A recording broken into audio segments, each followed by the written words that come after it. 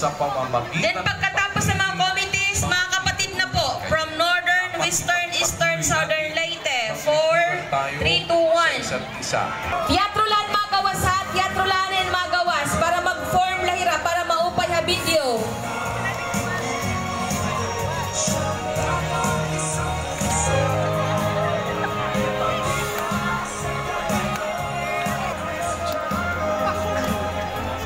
Ano man ang dumating, ano man yung sabihin ng kahit na sino, tayo po ay ipapractice natin sama-sama sa tulong at awa ng Panginoon ang aral at katwiran na atin pong sinasampalatayanan. Pag-ibig na Salamat po sa Diyos, mga kapatid. Welcome sa inyong lahat. Sa Diyos ang lahat ng karangalan at kapurihan magpakailanman.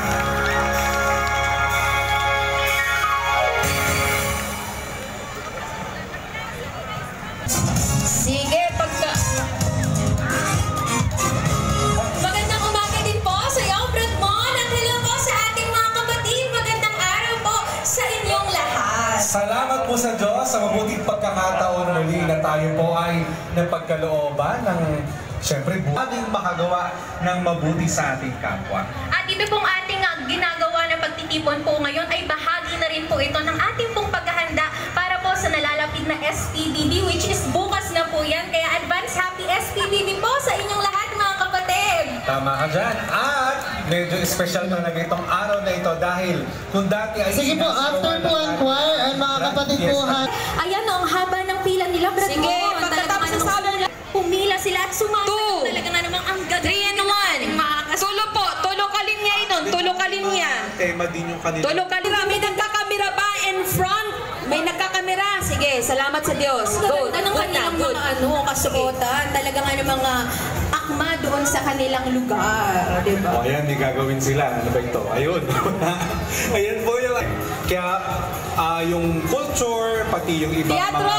pag tinawag ang Eastern Visayas, saka tayo mag-move, ha? Pag kintatawag ang Eastern Visayas, diri ka mo ma-move, paglakat. Pag kinatawag na Eastern Visayas, start na in walking. May basket pa, oh. Mula po sa ating mga kapatid sa Isabela. Nandyan po sila ngayon, no? Kung kayo po ay malapit lang dyan sa lugar na yan ng Isabela State University, pwede po kayong pumunta at makipiesta po sa amin. At sunod naman natin, Luzon pa rin ito. Dyan po sa may Palawan.